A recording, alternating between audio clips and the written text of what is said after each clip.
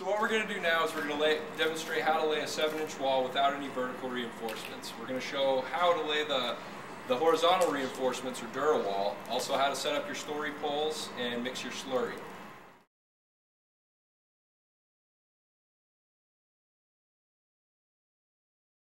So when you do lay your footings, you're going to want to make a stem wall that comes up off the ground 4 to 6 inches. Depending on what the climate is going to give you, the more wet the region is, you're going to want to get it higher off, so you're probably going to want to go to a 6-inch stem wall.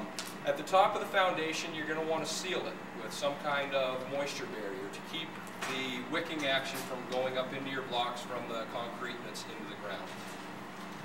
When you do lay your first courses, those are going to be the most prone to erosion effects of drip off and running water on the ground. So you're going to want to make sure that there's a wainscoting or some kind of barrier to keep the water off of the lower half of your wall, really. Here we have set up a story pole. Story pole is going to kind of track your courses and also give your unskilled labor some guidance as to how to lay a straight wall. Here we've used some iron, some angle iron. You can just use whatever you have in country that is going to stay straight. Wood tends to warp, so getting away from wood would be a good idea, but if need be, you got to use what you got to use. Whatever you decide to make your block thickness to is what you're going to want to course your story pole off. So you're going to want to have your project manager come and make 4-inch increments up your story pole. Then you're going to want to have these on each corner. You're going to run a string from corner to corner, and that's going to be the basis for how your guys lay a straight wall.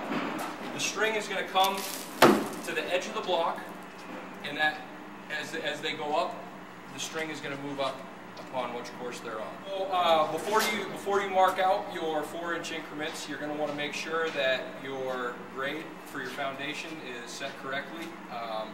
You always want to start at the high point of your foundation and work to the lowest. That way you're able to fill in the space. That's the void. You can't ever go the smallest without having to chip out your stem wall. So good methodology for this is a water level. If you have a transit, that's probably your best bet. But you definitely want to make sure that you're on grade at all 4 corners so that when you do lay your strings,